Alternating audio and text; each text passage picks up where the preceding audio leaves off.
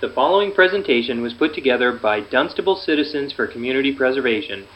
This presentation lasts less than 10 minutes and is intended to summarize what the Community Preservation Act is, how it works, the benefits it would provide us here in Dunstable, and why we are encouraging you to vote yes on question 1 for the CPA on May 15th.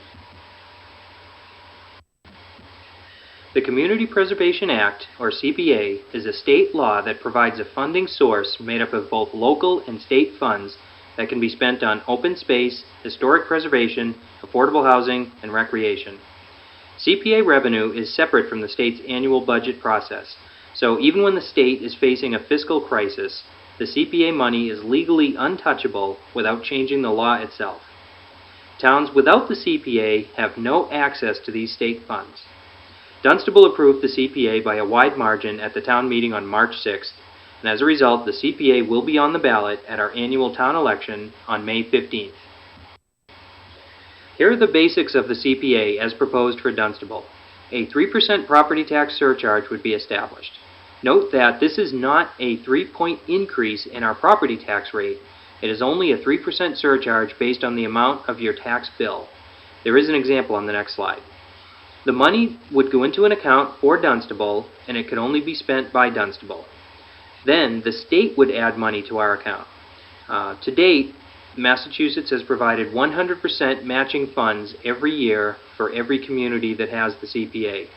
This is expected to continue for at least the next couple of years until there are too many communities with the CPA to give a full dollar-for-dollar match. At that point, the state match would be less than 100%.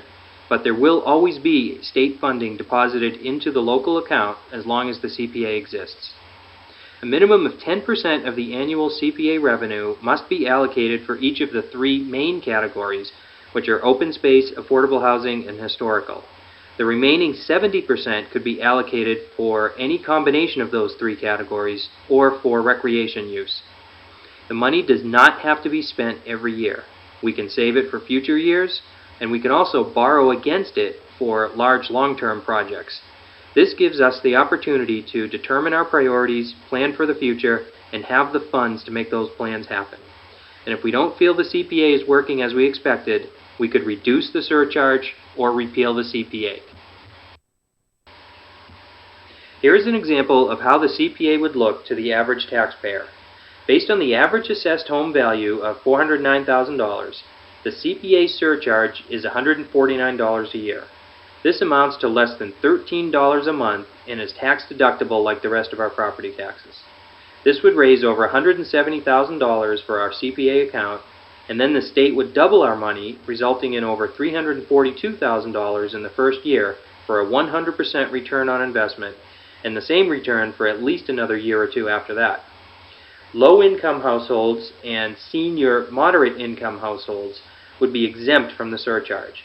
So this means that those who are least able to afford the CPA surcharge will receive all of the benefits of the CPA at no cost.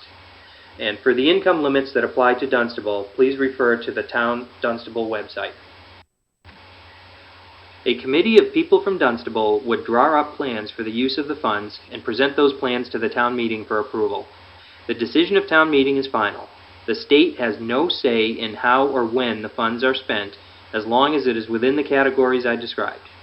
When CPA funds are used, it reduces the needed revenue from Dunstable taxpayers because the state pays part of our bill.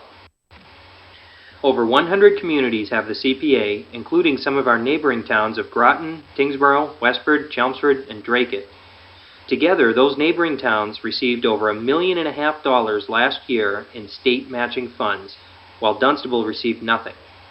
The state CPA funds comes from fees paid with transactions and filings at the Registry of Deeds across the state. So this is money that Massachusetts residents, including those from Dunstable, are paying, but we do not have access to any of the money for Dunstable. It all goes to the towns that participate in the CPA. Here are some examples of how other towns have used the CPA funds. Restoration of historical barns, affordable housing buy-downs, which is a way to get the state to recognize affordable housing that already exists in town, therefore reducing or eliminating the possibility of being forced to approve other affordable housing projects that don't conform to the town's zoning laws. Towns such as Bedford have used CPA funding to protect their local water supply. CPA funds can be used for agricultural preservation restrictions, which help protect farmland, restoration of historic school buildings. For example, if the town decides to renovate the Union School in Dunstable Center, we could use CPA funds to have the state pay part of our tab. For those that wonder if Dunstable typically does CPA-type projects, the answer is absolutely yes. These are all examples of actual appropriations that we approved at town meeting over the last 5 to 10 years that fall into one of the CPA categories of open space, historical, recreation, or affordable housing. And it's very reasonable to assume that in the future, as we grow, we will continue to have these types of projects. With the CPA, the state will contribute, which will lower our future tax bills. Without the CPA, our portion of the bill will continue to be paid by Dunstable taxpayers alone. This is a list of local groups, boards, and committees that have reviewed the CPA and all voted to support it for Dunstable.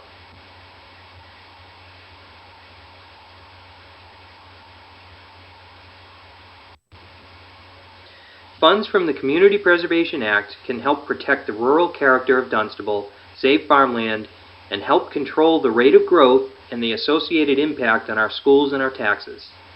CPA is also an important tool to help us manage our state-mandated affordable housing requirements, which means that we would have more control over how affordable housing is implemented in our town.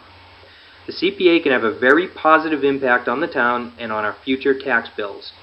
Please don't assume that this will automatically pass. Please get out and vote yes on question 1 on May 15th. For more information about the CPA, please go to the town website or the CPA website as listed here. Thank you for viewing this presentation.